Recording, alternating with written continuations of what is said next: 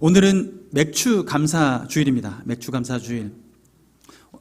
이스라엘에서는 보리를 심고 밀을 심고 거두어 드리는데요. 그것을 절기로 삼아서 하나님 앞에 감사하는데, 이 보리를 그리고 밀을 거두어서 내는 그때가 그 한 해에서 첫 번째 수확을 하는 때입니다. 그것을 하나님 앞에 감사함으로 주님 앞에 영광 돌리는 때가 이때인데요.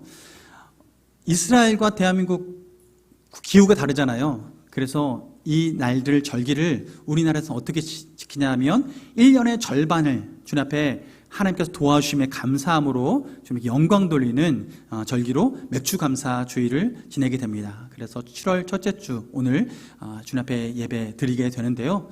여러분, 우리가 이 맥주 감사 주일 예배를 드릴 때 주님 앞에 가장 먼저 가지고 나와야 될 게 뭘까요? 네, 예물? 네, 감사의 제목이죠. 우리 삶의 감사의 제목을 주님 앞에 가지고 나와야 합니다. 하나님께서는 우리의 무엇보다도 하나님과 교제하면서 누리는 그 감사의 제목을 주님께 가져오는 것을 기뻐하십니다.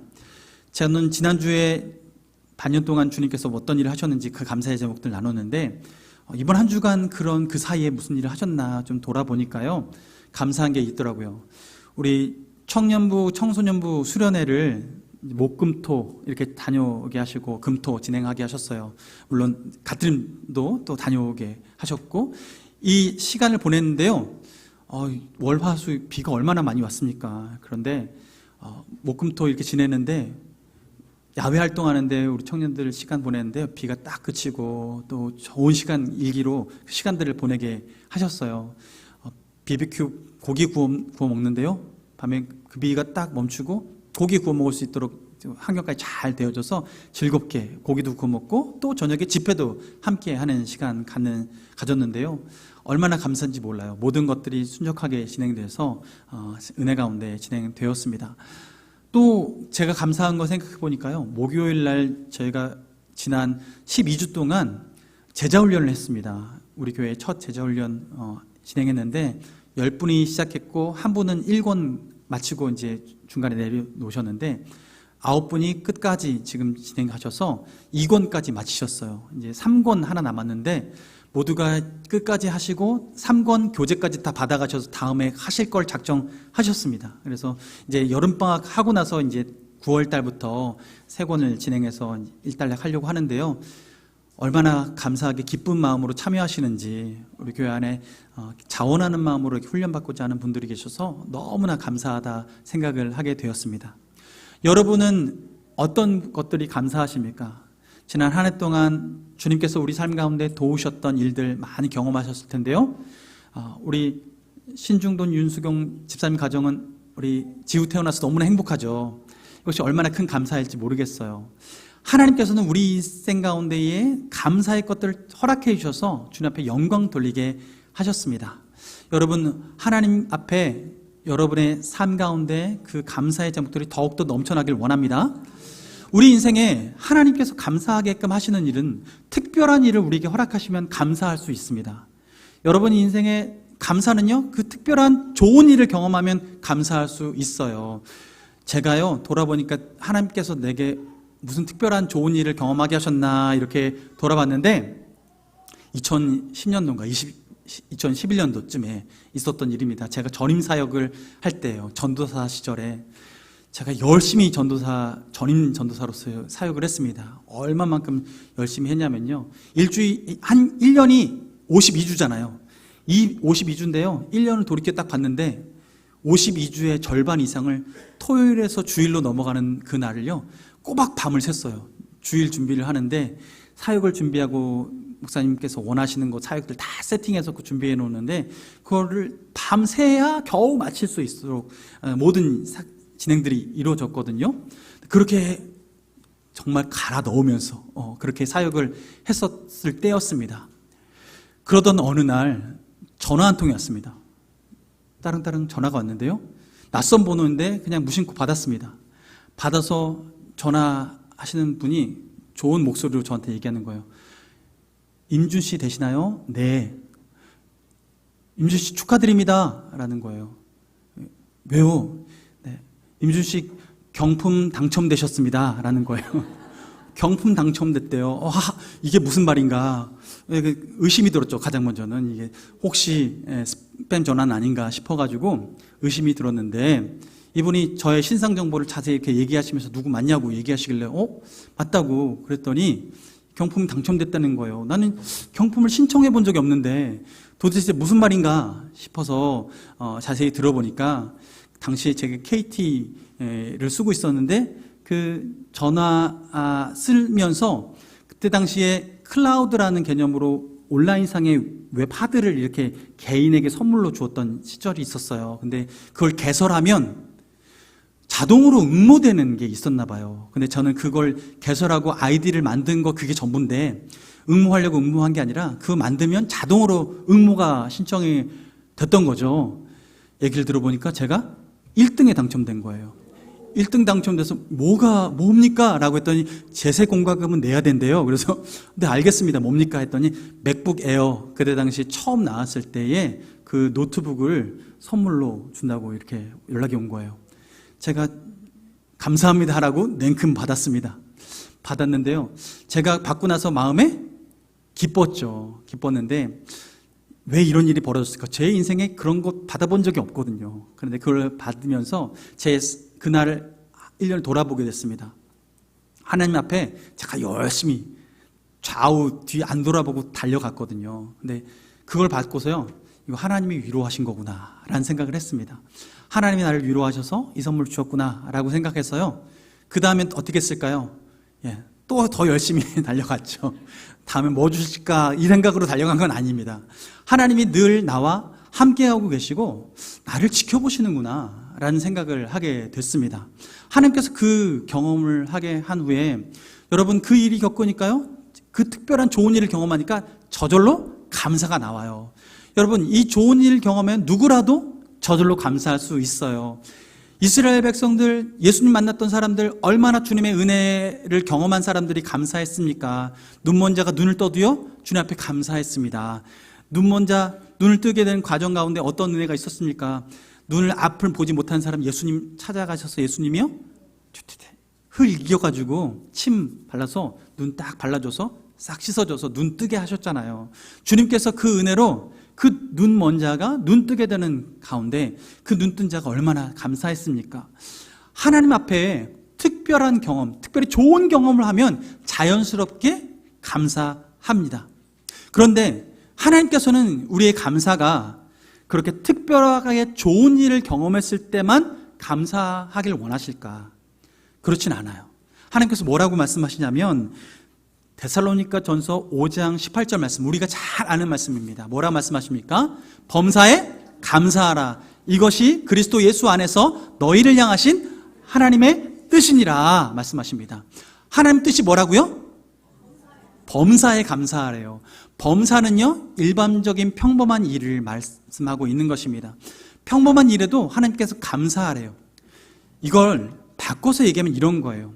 우리는 특별한 일, 특별히 좋은 일을 경험하면 감사할 수 있어요. 그 얘기는 그 특별한 일에는 하나님께서 특별하게 개입하셨다라는 믿음이 생기니까 감사하는 거예요.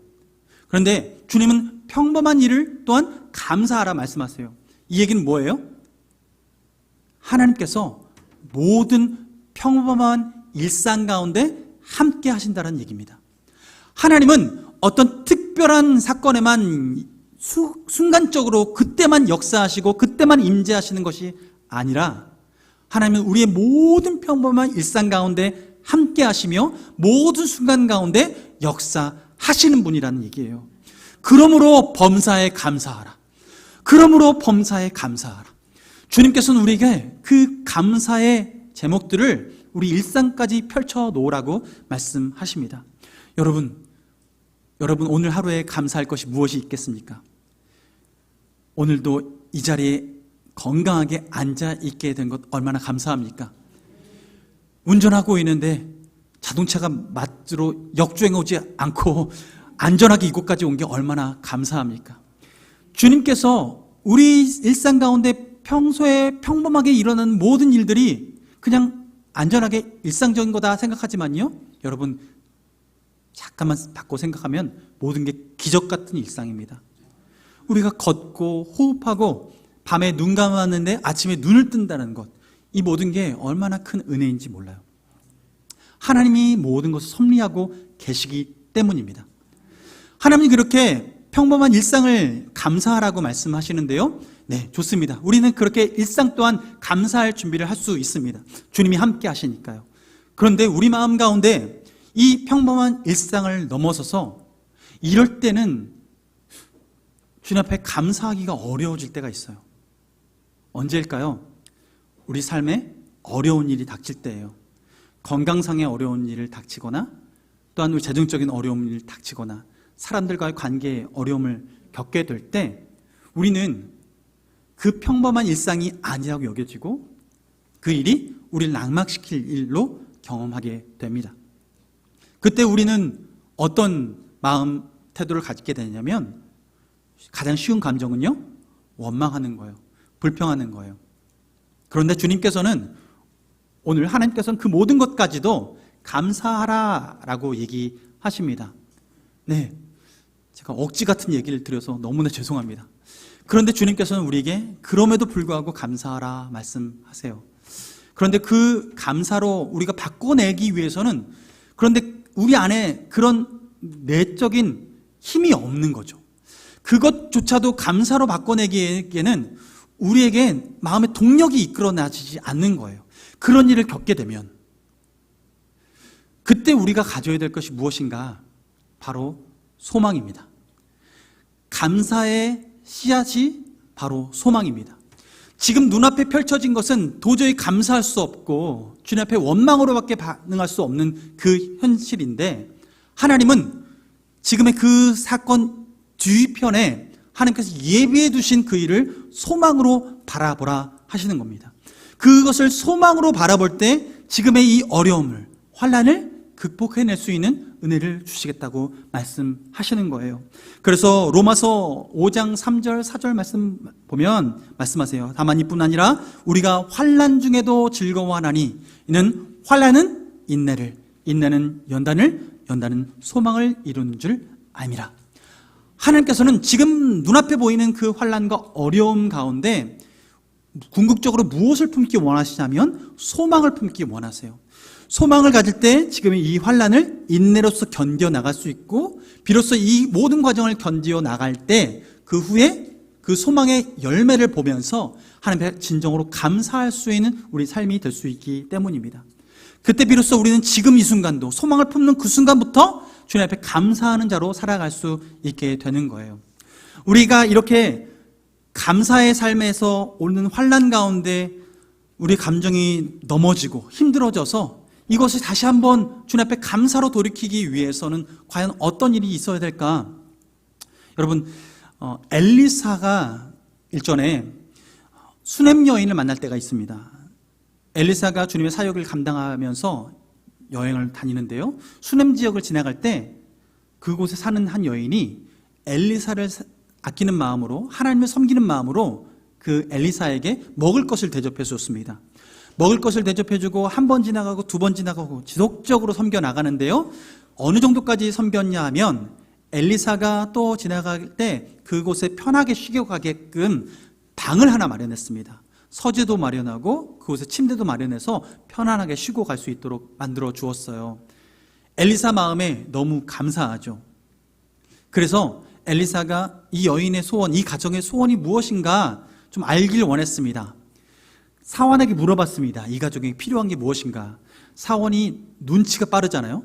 엘리사의 눈치도 보고 이곳에 있는 사람들 눈치도 보고 필요한 것이 무엇인가 늘 바로바로 챙겨주는데 그가 눈치채고 있는 것이 무엇이냐면 이 가정에 자녀가 없는 거예요.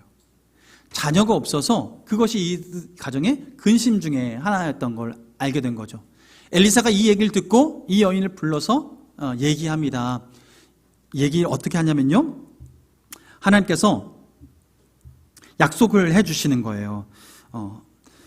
열왕기하 4장 16절 말씀 보면 엘리사가 이르되 한 해가 지나 이때쯤에 네가 아들을 안으리라 하니 이렇게 얘기해요. 한 해 후에 아들을 안게 된대요. 아들을 선물로 주시겠다고 약속해 주신 거예요. 이 수냄 여인이 이 얘기를 듣고 믿어졌을까요? 그 뒤에 반응은 이렇습니다. 여인이 이르되 아니로소이다. 내 주 하나님의 사람이여 당신의 계집종을 속이지 마옵소서. 이건 불가능한 일이라는 거예요. 내 경험상 경험해보지 못한 일이고 우리가 얼마나 애썼는지 엘리사 당신은 몰라서 그러는데요. 우리가 힘 다 해봤거든요. 안 돼요. 안 돼요. 그런데 엘리사가 약속해 주는 거예요. 믿어지지 않는데요. 그런데 엘리사의 말이 하나님의 말씀으로 온전히 선포되어질 때에 그 가정에 실제로 그 다음에 자녀를 얻게 되었습니다. 이것이 얼마나 기쁜 일입니까? 말씀을 붙들고 있었는데 그것이 정말 될까 싶었는데 실제로 이루어진 거예요. 근데 문제는 이 아이가 너무나 잘 자라고 커가는 거죠. 아빠 따라서요, 쫄래쫄래 따라가면서 아빠가 일하는 곳이면 따라가고 엄마가 일하는 곳 따라가고 함께 하는 거예요. 어느 날 아이가 커서 아버지가 일하는 곳을 함께 따라가는데요, 밭에 추수하러 가는데 이 아이도 따라가요. 아빠 손잡고 이렇게 따라가는데 아빠가 추수하고 있으니까 옆에서 자기도 뭘 한다고 이렇게 조금씩 뜯고 있는 거죠. 그런데 갑자기 그 태양볕에 아이가 힘이 들었는지 열사병에 걸렸는지 머리가 아프다고 얘기하는 거예요. 아이고 머리야, 아이고 머리야, 아이고 머리야. 이놈의 집구석 이게 아니라 하나님 이 머리야 하면서 머리가 아픈 게 갑자기 열병이 나가지고 머리가 아픈 거예요. 그래서 아빠가 아이고 쉬어라, 너 여기 있지 말아라 하고 아이를 집으로 보냅니다. 엄마한테 가서 쉬어 하고 보내고 아이가 엄마에게 갑니다. 근데 엄마 품에 안겨서 엄마가 다독이고 하는데요. 근데 그 엄마 품에서 죽고 맙니다. 결국 죽게 된 그 상황에서 이 여인이 그 마음에 너무나 가슴 아픈 상황 가운데 어떻게 처신했냐 하면 아이를 그 엘리사가 묵던 방, 그 침대 위에 이렇게 데리고 갑니다. 잘 눕혀놔요. 이미 죽었는데. 그런데 그렇게 눕혀놓은 이후에 그 방에 사람들 들여보내지 않고 빨리 나와서 남편에게 얘기하고 남편에게 여보 내가 지금 빨리 엘리사에게 가서 만날 일이 있다 얘기하면서 지금 말 한 편과 사람을 붙여달라 얘기해요. 아니 도대체 지금 절기도 아닌데 제사장에 갈 이유가 없는데 선지자에게 갈 이유가 없는데 무슨 일인가. 그런데 아내가 요청하니까 빨리 내주어서 보내게 해줘요. 이 여인이요 빨리 달려갑니다. 그리고 엘리사에게 찾아갑니다. 엘리사에게 찾아가서 얘기를 해요.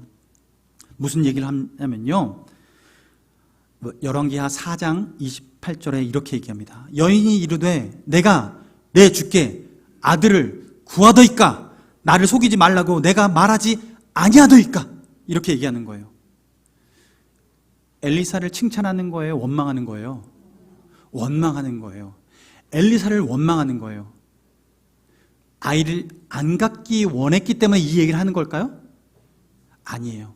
지금의 마음에 지금 상태는 어떤 거냐면 아이를 그 어렵사리 불가능한 아이를 얻게 된 거 너무나 기뻐요. 그런데 그 어렵게 얻은 아이를 잃게 되는 게 더 큰 아픔인 거예요.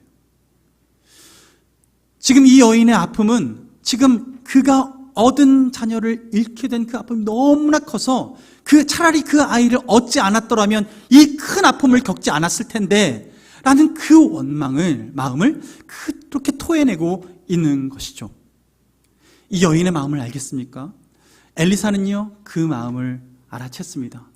이 고통 가운데 이 여인이 절망에 빠져서 아무런 소망이 없을 것 같은 이 순간에 이 여인이 엘리사를 찾아와서 이 마음을 토해냈더니 엘리사는 그 마음을 알고 사환에게 시켜서 내가 가지고 있는 이 막대기를 가져가서 이 아이의 머리에 두어라 라고 시켜요.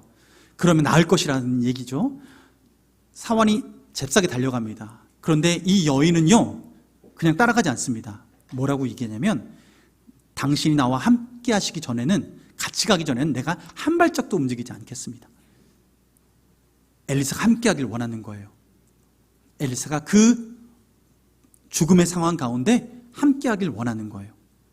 엘리사가 그 마음을 받아들여서 여인과 함께 집에 돌아가게 됩니다. 도착하니까 아이가 낳았나 봤더니 올려놨는데도 막대 올려놨는데 낫지 않은 거예요. 그래서 잽싸게 엘리사가 들어가서 그 방 안에서 그 아이를 품고 기도하고 했는데 하나님께서 그 아이를 살려주셨습니다.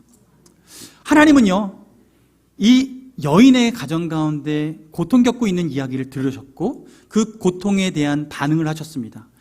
생명을 주셨습니다.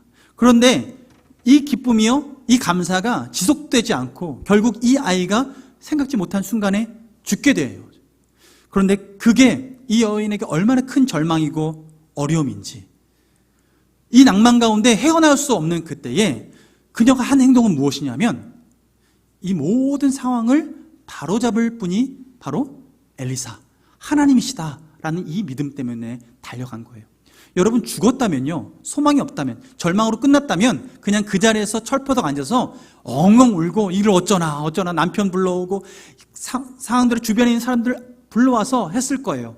그런데 그가 아무 말 하지 않고 시간을 아껴서 엘리사에게 달려갔습니다. 그리고 엘리사를 직접 모셔오기까지 했어요. 그 얘기는 뭐냐면 그 여인의 믿음은 엘리사만이, 즉 하나님만이 생명을 회복시켜 주실 것이다, 이 믿음이 있었던 거예요. 구원의 주님, 생명의 주님, 그 하나님이 개입해 주실 것, 그것을 간절히 바라면서, 그래야 그것이 유일한 소망이기에 그 소망이 이루어질 때 비로소 감사할 수 있는 환경이 만들어질 것이다 라는 것을 그 여인은 믿고 있었던 것이죠. 여러분, 우리 삶 가운데 가장 큰 어려움이 찾아올 때가 언제일까요? 모든 절망 가운데 헤어나올 수 없는 절망이 언제일까요? 우리 모두는 그 죽음 앞에 모두는 절망할 수밖에 없을 것입니다. 그 절망 가운데 하나님께서는 우리가 그럼에도 불구하고 감사하라고 말씀하시고 있는 거예요. 너무나 큰 도전입니다. 우리 감정을 도저히 그렇게 끌어올릴 수 없는 그런 상황입니다. 그런데 주님께서는 그 모든 상황 가운데 오늘 말씀을 통해서 우리에게 도전하십니다. 오늘 말씀 데살로니가 전서 4장 13절 14절 말씀에 이렇게 말씀하십니다. 형제들아, 자는 자들에 관하여는 너희가 알지 못함을 우리가 원하지 아니하노니 이는 소망 없는 다른 이와 같이 슬퍼하지 않게 하려 함이라.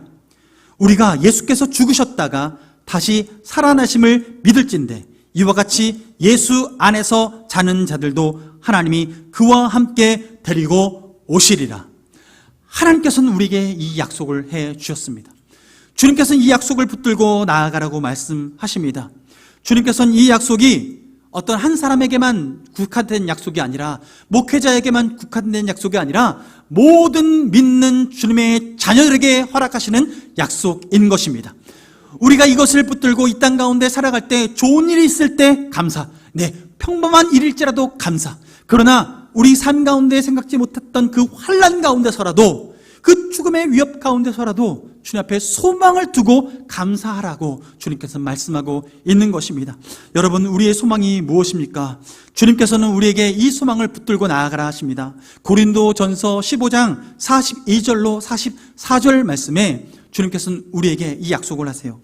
죽은 자의 부활도 그와 같으니 썩을 것으로 심고 썩지 아니할 것으로 다시 살아나며, 욕된 것으로 심고 영광스러운 것으로 다시 살아나며, 약한 것으로 심고 강한 것으로 다시 살아나며, 육의 몸으로 심고 신령한 몸으로 다시 살아나나니 육의 몸이 있은즉 또 영의 몸도 있느니라. 주님은 우리에게 이것을 소망으로 품으라는 거예요. 수냄 여인이 엘리사를 그렇게 붙들고 데려와서 그 아이에게 인도한 것은 주님만이 이에게 생명을 주실 수 있다, 회복시킬 수 있다라는 그 믿음이 있기 때문입니다. 그런데 주님께서 오늘 우리에게 약속하시는 것입니다. 예수 그리스도 안에 거하는 자에게 하나님께서 우리에게 영원한 생명을 약속해 주셨고, 그 영원하신 그 하나님의 약속 가운데 우리가 거한다라는 것이죠. 하나님은 그것을 바라보며 이 땅 가운데 썩어질 이 육체, 이 연한에 우리가 매여 있지 않고 영원한 하나님 나라 바라보며 우리 안에 소망을 품어라 말씀하고 있는 것입니다. 오늘 요한일서 3장 2절 말씀 읽고 성찬식에 진행하려고 하는데요. 요한일서 3장 2절 3절 말씀 우리 한 목소리로 읽어보겠습니다. 시작. 사랑하는 자들아, 우리가 지금은 하나님의 자녀라. 장래에 어떻게 될지는 아직 나타나지 아니하였으나 그가 나타나시면 우리가 그와 같을 줄을 아는 것은 그의 참모습 그대로 볼 것이기 때문이니 주를 향하여 이 소망을 가진 자마다 그의 깨끗하심과 같이 자기를 깨끗하게 하느니라. 아멘. 여러분, 주님께서 약속해 주셨습니다. 주님 다시 오시는 그날 우리가 주님의 모습과 같이 변화되어진다고 말씀해 주셨습니다. 우리가 그것을 소망으로 품고 나아가는 것입니다. 주님께서 우리에게 이것을 소망 품고 나아갈 때에 하나님께서 이 땅 가운데 모든 절망 가운데서라도 우리가 소망을 품고 다시 한번 감사할 수 있는 그 소망의 씨앗을 오늘도 심어 나가라고 말씀하십니다. 우리 함께 그 소망의 씨앗을 심기 원합니다. 주님께서 그 소망의 씨앗 가운데 감사 주실 것입니다. 우리 함께 잠시 기도하고 우리 성찬식에 참여하게 될 텐데요. 우리 함께 기도하겠습니다. 사랑하는 하나님 아버지, 주님께서 우리를 주의 자녀 삼으셨고 주의 백성 삼으셨고 주님의 영광의 부활 가운데 참여케 하셨음을 믿음으로 고백합니다. 감사합니다. 주님, 우리가 이 시간 예수 그리스도의 몸에 참여함으로 그 부활에 참여할 수 있다라는 믿음의 고백을 하오니 주님 받아주옵시고 우리 믿음의 고백 가운데 주님 영광 받아 주시옵소서. 예수님의 이름으로 기도드립니다. 아멘. 이 시간 성찬에 참여하는 것은 여러 가지 의미가 있는데요, 특별히 오늘은 이것에 주목했으면 좋겠습니다. 주님께서는 우리를 그리스도의 몸으로 부르셨습니다. 성찬에 참여할 때 주님의 떡을 대하고 주님의 피를 대합니다. 주님께서 우리에게 몸을 대하고 주님의 살을 대하고 또 주님의 피를 대하게 하시는 것은 우리가 주님의 한 지체가 되어져서 주님과 똑같은 귀한 은혜를 누릴 수 있게 된다는 것입니다. 예수님께서 이 땅 가운데 고난을 당하셨고 그리고 고난 이후에 영광 가운데 부활하셨습니다. 하나님은 우리에게 그 영광스러운 부활 가운데 동참할 지체라고 오늘 말씀해 주고 있습니다.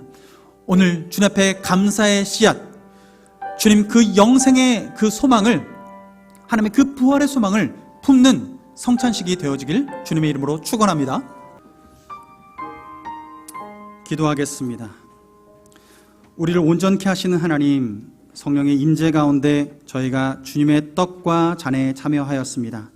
성찬을 통하여 하나님과 하나 되고 교회와 하나 되었사오니 이제 교회의 머리가 되시는 예수 그리스도를 섬기게 하시고 하늘의 신비를 맛본 자로서 성령의 권능 가운데 세상에 보내심을 받아 세상을 거룩하게 하며 하나님을 영화롭게 하는 삶을 살게 하옵소서.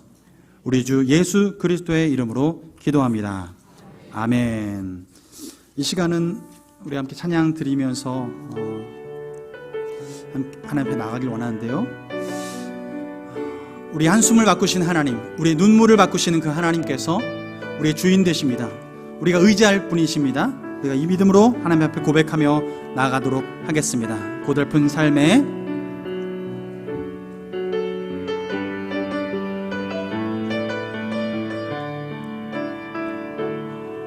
고달픈 삶의 은혜도 무뎌지고 곧 사라질 것에 내 맘 두네. 헛되고 헛된 것들을 바라보며 그 은혜를 놓치며 살았네. 주어진 삶을 묵묵히 살아가며 날 붙드신 예수를 보내. 사망 가운데 놓여진 나의 삶을 날 건지신 그 이름 예수. 나의 한숨을 바꾸셨네. 주를 향한 노래로, 소망의 노래로 나의 눈물을 거두신 주 예수 이름 안에 살게 다시 한번 고백합니다. 고달픈 삶의 은혜도 무뎌지고 곧 사라질 것에 내 맘 두네. 헛되고 헛된 것들을 바라보며 그 은혜를 놓치며 살았네. 주어진 삶을 묵묵히 살아내며 날 붙드신 주 예수를 보내. 사망 가운데 놓여진 나의 삶을 날 건지신 그 이름. 우리 다 같이 일어나셔서 나의 한숨을 바꾸셨네. 주를 향한 노래로, 소망의 노래로 나의 눈물을 거두신 주 예수 이름 안에 살게 하소서. 나의 한숨을 바꾸셨네. 주를 향한 노래로, 소망의 노래로 나의 눈물을 거두신 주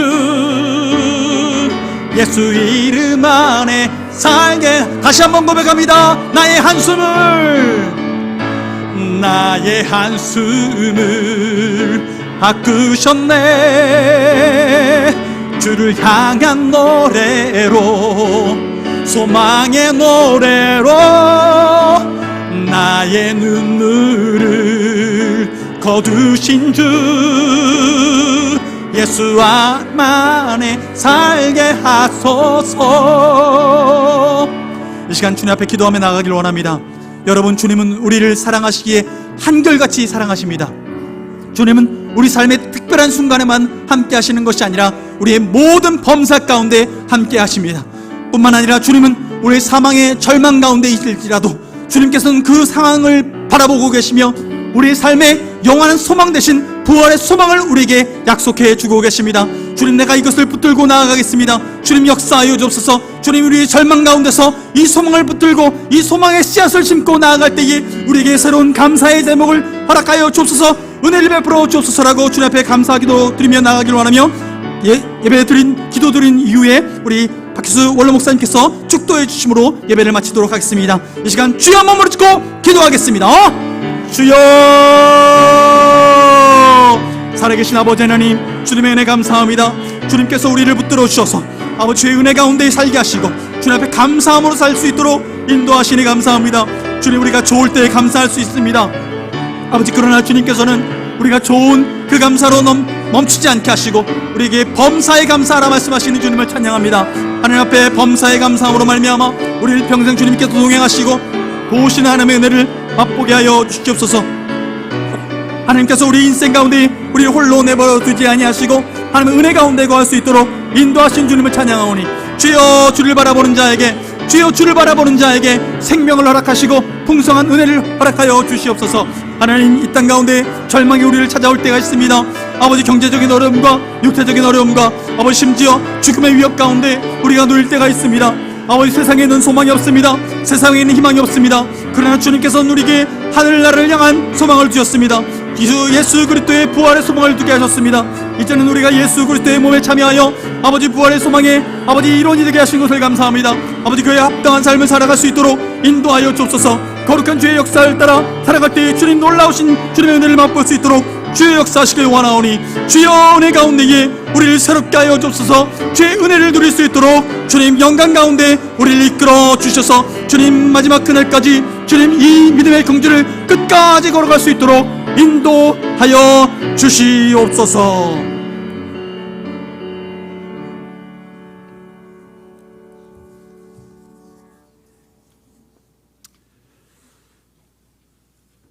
죽은 나사로 앞에서도 감사의 기도를 드리사 죽은 자를 살리신 우리 구주 예수 그리스도의 크신 은혜와 감사로 제사를 드리는 자가 나를 진정으로 영화롭게 한다고 가르쳐 주신 하나님의 극진하신 사랑과 범사에 감사하는 것이 너희를 향하신 하나님의 뜻이라고 성령님께 가르쳐 주신 그 말씀대로 우리 모든 성도들이 날마다 범사에 감사하여 하나님께 영광을 올리기를 원하는 우리 모든 성도들 머리 위에 가정과 그리고 생업과 하는 모든 이들 전체 위에 지금부터 영원까지 함께 하시기를 간절히 축원하옵나이다.